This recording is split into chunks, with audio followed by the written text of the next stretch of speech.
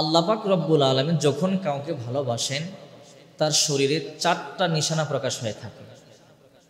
চারটা নিশানা প্রকাশ পেলেই আপনি বুঝবেন ওই ব্যক্তিকে আল্লাহ পাক রব্বুল আলামিন খুব ভালোবাসেন।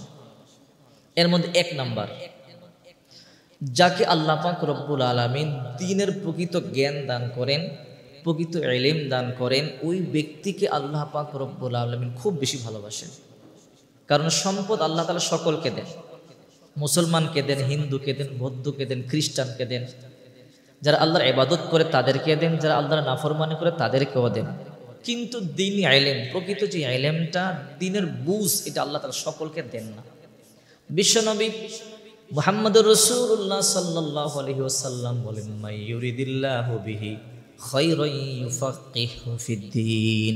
যার কল্যাণ আল্লাহ তাআলা চান, আল্লাহ তাআলা যার ভালো চান, যার মঙ্গল চান, আল্লাহ তাআলা কেবল তাকেই দ্বীনের প্রকৃত ইলম আর বুঝ দান করেন। কারণ যার ভিতরে প্রকৃত ইলম আছে সে গুনাহ করতে পারে না, তার ভিতরে আল্লাহর ভয় আছে, নবীজির মুহাব্বত আছে। আর যার ভিতরে প্রকৃত ইলম নাই, যার ভিতরে প্রকৃত বুঝ নাই, সে আল্লাহকে ভয় করে না, জাহান্নামকে ভয় করে না, তার কাছে ভালো মন্দ সব সমান। তার জিন্দেগির মধ্যে আর কুকুরের জিন্দেগির মধ্যে কোনো পার্থক্য নাই। এই জন্য যাকে আল্লাহ পাক পছন্দ করেন, আল্লাহ তাআলা তাকে চারটা জিনিস দান করেন। এর মধ্যে এক নাম্বার হলো আল্লাহ তাআলা তাকে প্রকৃত ইলম দান করেন, প্রকৃত বুঝ দান করেন, সঠিক ইলম দান করেন। ইলম আবার দুই প্রকার। এক ইলম দুনিয়াবি, দুনিয়ার ইনকামের জন্য, দুনিয়ার সুনাম যশ খ্যাতি কামানোর জন্য, দুনিয়ার আনন্দ ফুর্তির জন্য। এই ইলম না, প্রকৃত ইলম দ্বীনি ইলম যেটাকে বলা হয়, যে ইলম আপনাকে আল্লাহ পর্যন্ত পৌঁছে দিবে, যে ইলম আপনাকে জান্নাত পর্যন্ত পৌঁছে দিবে। দুই নাম্বার বিপদ। যে মুমিন বান্দাকে আল্লাহ বেশি বেশি বিপদ দিবে দেখবেন, তাহলে বুঝবেন তাকে আল্লাহ পাক রব্বুল আলামিন বড় ভালোবাসেন। সূরাতুল বাকারা 2 নম্বর পারা 2 নম্বর পৃষ্ঠা 165 নম্বর আয়াত আল্লাহ পাক রব্বুল আলামিন বলেন, ওয়ালা নাবলুওয়ান্নাকুম বিশাইইম মিনাল খাউফি ওয়াল জু'i ওয়া নাকসিম মিনাল আমওয়ালি ওয়াল আনফুসি ওয়াস সামারাত وبشر الصابرين الذين إذا أصابتهم مصيبة قالوا إنا لله وإنا إليه راجعون।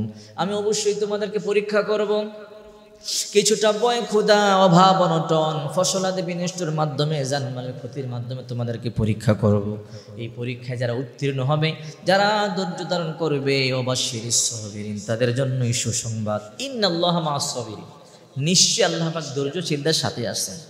এই জন্য যেই সমস্ত মুমিন বান্দা বান্দিকে দেখবেন আল্লাহ বেশি বিপদ দেয়, বুঝবেন আল্লাহ তারা বেশি পরীক্ষা করে। হযরত বিলাল রাদিয়াল্লাহু তাআলা আনহুকে প্রশ্ন করা হয়েছিল, বিলাল, তোমাকে আল্লাহ তাআলা এত কষ্ট দিচ্ছে, কারণটা কি? হযরত বিলাল রাদিয়াল্লাহু তাআলা আনহু বলেন, আমার আল্লাহ আমাকে পছন্দ করেন, আমার আল্লাহ আমাকে ছোট্ট একটা পরীক্ষার মধ্যে ফেলেছেন। আমাকে আল্লাহ পরীক্ষা করবেন না? আমি কি আল্লাহর পরীক্ষায় ফার্স্ট হয়েছি না ফেল হয়েছি? আল্লাহকে টেস্ট করবেন না? এই জন্য আল্লাহ আমাকে বিপদ দিচ্ছেন। উমাইয়া ইবনে খালফ আমাকে কষ্ট দিচ্ছেন, মক্কার কাফেররা আমাকে কষ্ট দিচ্ছেন, আমার আল্লাহ আমাকে পরীক্ষা দিচ্ছেন যে আমি কি আল্লাহর শুকরগুজার বান্দা হই কি না, নাকি আমি আল্লাহ না শুকরিয়া গুজারকারী বান্দা হই। বিলাল রাদিয়াল্লাহু তাআলা চমৎকার একটা উত্তর দিয়েছেন।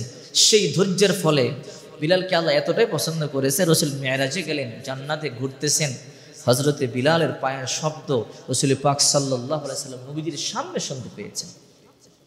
এই জন্য 2 নাম্বার, যাকে আল্লাহ পাক রব্বুল আলামিন যত বেশি বিপদ দেয়, বুঝবেন আল্লাহ তাআলা তাকে ততটা বেশি ভালোবাসে।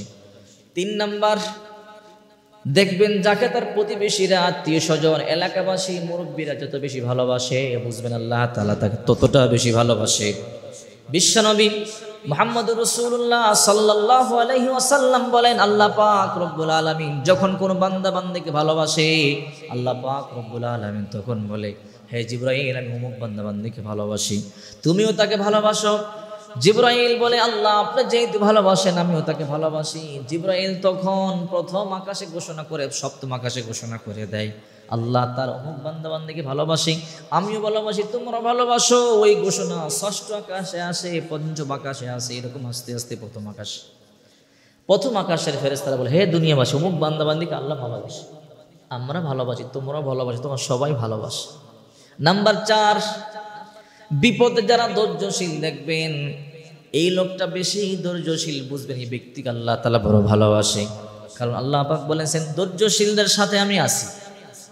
যারা ধৈর্যশীল বিপদে পড়ে বলে, আল্লাহ আমাদেরকে বিপদ দিয়েছে, আর এই বিপদ থেকে আল্লাহ পাকই তো হেফাজত করবে, আল্লাহ ছাড়া কেউ তো হেফাজত করতে পারে না। এই রকম বলে বলে যারা আল্লাহর উপরে ভরসা করে, আল্লাহর উপরে ধৈর্যশীল হয়, এই 4টা আলামত, 4টা নিশানা যার ভিতরে দেখবেন, বুঝবেন আল্লাহ পাক রব্বুল আলামিন তাকে বড় ভালোবাসে।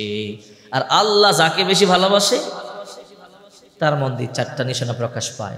যত বিপদ হয় সে আল্লাহর উপরে ভরসা করে।